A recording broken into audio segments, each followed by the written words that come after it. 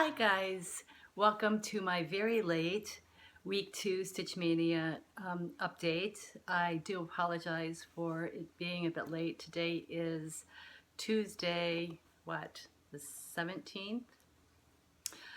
But it has been so freaking cold here and so rainy and gloomy that every opportunity that I had to video, the lighting was horrible. So I'm sat a little bit closer to the window hoping that I can get whatever light is coming in to help me with my video today. I'm freezing. It is like this morning it was 45 when I woke up, and I'm in a battle with Mother Nature. I refuse to turn the heat on. So I have my wool socks on. I have my blankie. I am freezing, and normally I don't have a drink while I'm filming, but today I have my coffee in this very cool mug that my daughter made me. So, cheers. And my little thing that keeps it warm. Look how cute that is. I got that in England, and it's excellent to keep your drink hot. Okay. Enough of that. Let's get on to stitching. That's what you guys came here for. This week was, apart from being cold and miserable, which was great for stitching, bad for filming, but for some reason the froggy came a visit in this week, which hardly ever happens to me, touch wood. I don't know what was going on this week. It was just, I think out of the 7 starts, I probably had to frog on 5 of them at some point, starting with the first one.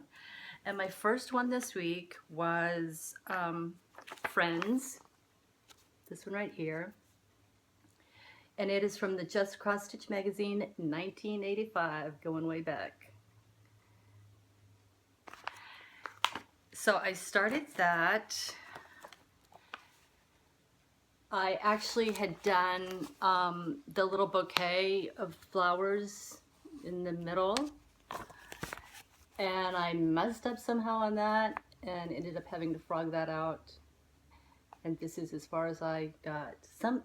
I don't know, for some reason, sometimes the smaller projects cause me the most problems.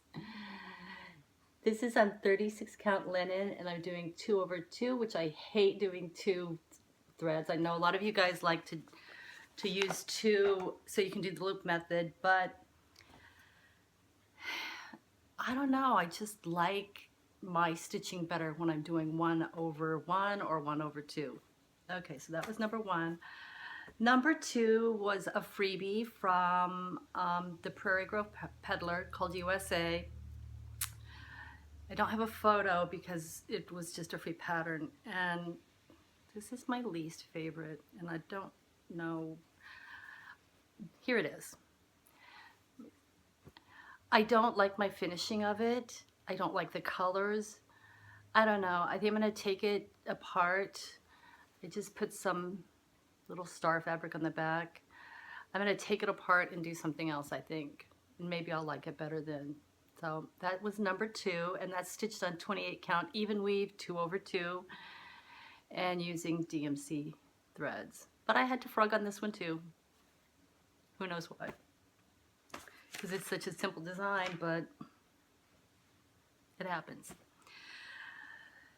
On the 3rd day of this week, I started, love this one, Needle's Eye. This one down here from Prairie Schooler. Use your words, Suzette. Sorry if it's clear. And I really did not want to stop stitching on this one. But that's as far as I got. And this one is stitched on 36 count, 2/2. I do think the Prairie Schooler looks better with the two strands. But I'm excited to get back to that one. I really like that one. Okay, and on the 4th day of this week, I started Pure and Pleasant from Primitive Betty's, and if you remember, this is what it looks like. or what it's supposed to look like. And I'm stitching this on, how do you say that? Ozenberg, which is not a linen, not an Aida. It's just a fabric. And I think it kind of equates to, gosh, I don't know, maybe like a 36 count.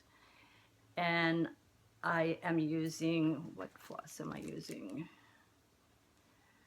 I think it called for either Weeks Dye Works or Gentle Arts, and I'm just using a combination of those two and DMC, because one of my main goals for Stitch Maynia was to use what I have and not have to buy anything. No fabric, no threads, nothing. So I'm doing a lot of making do with what I have, and I'm kind of liking that. I'm using up my stash. Well, part of my stash. Okay, the next day was from Heart in Hand, called Pumpkin Hill.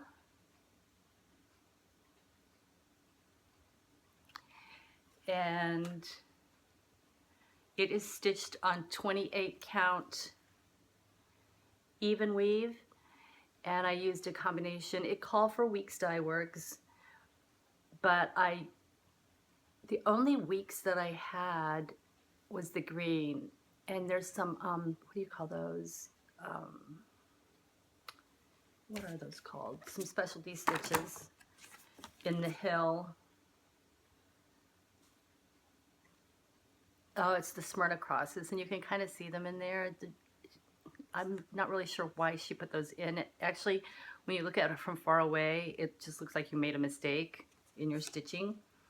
But anyway, that was the only one that I used, the only weeks that I had. And then I Googled the conversion, and I used a combination of websites where they actually combine two different colors to make it. A lot of the conversions will just give you a single DMC floss color, but I was fortunate enough to find the ones that had multiple ones, so that you got the more variegated look.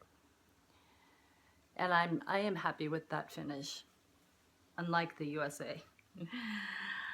Okay, then my 6th project for the week was,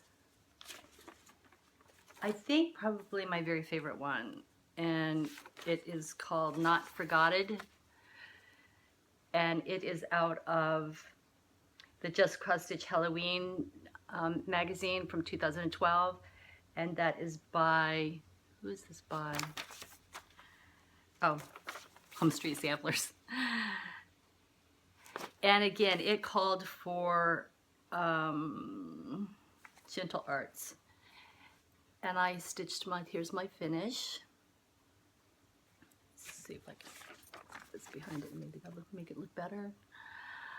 I used Gentle Arts, but not necessarily in the colors they call for. I used whatever I had that was closest to those colors. And I'm excited about this one. I can't wait to make it into an FFO. And it is stitched on 18 count Aida that I dyed myself. So there we are with that one. And then last but not least for this week is called Christmas, and it's by Joyce Reed, and it is from the Punch Needle and Primitive Stitching magazine, the Christmas 2015 edition.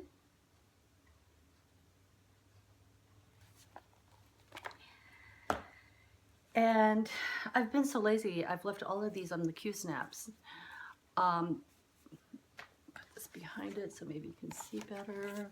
This is where I got on this one. This has been a fun, easy one. I'm anxious to get back to this one. It's being stitched on 32 count even weave white. And again, 2/2. when I finish it, she gives directions in the magazine how to prim it up to make it look like this. So I will be doing that when I finish that stitch. So those are my starts, whips, finishes, FFOs for the week. I had one, I was gonna say one customer, sorry, you're not a customer, one viewer ask from my last video how I did the walnut staining. And I replied to her, but I thought I would show this just to make it maybe easier to find. I use this product, Walnut Ink Crystals. It is by Tsukineko, Tsukineko.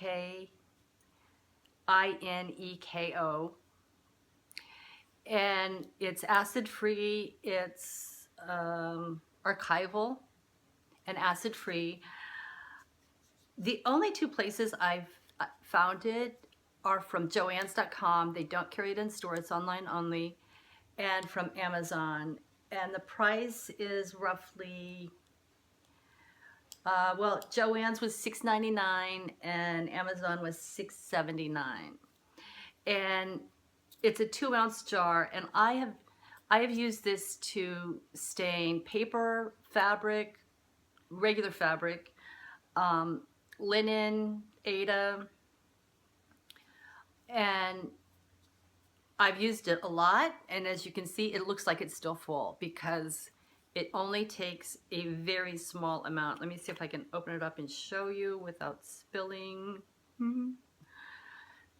They're just little crystal chunks that dissolve in water, and you just basically boil a couple cups of water, put a few crystals in, mix it around, see how dark it is, kind of do a little test, and go from there if you want to add more. If you have added too much, you can add more water to dilute it. But that is the product that I use. I use that sometimes in conjunction with coffee staining, and coffee staining is so easy. You just, it's easier if you use instant coffee and do the same method of the hot water, put a spoonful in, mix it around. If you want to get like some very severe, primitive looking dyeing, the other thing you can do is you can, after your fabric is wet, you can just take and drop a crystal on and then spray it with water, and it will, what's the word, smoosh out, and it'll be very dark in that area. So it's just kind of like a trial and error thing. Maybe if you have some fabric that you're not necessarily crazy about and you don't care if it turns out weird, do it on that. But keep in mind that every fabric dyes a little bit differently. One may dye darker than the other. So that is that. Forward plans, I am just going to continue pulling from my big bag of options, which still seems pretty full even after 14 days. But I'm still enjoying it. I even with the frog visiting this week, I am still really enjoying it, having a good time, and I'm excited about some that are left in my bag that haven't come out, and I'm so tempted to go look and say, no, I don't want to do this one today, I want to do that one, but I have been just randomly picking, so sorry.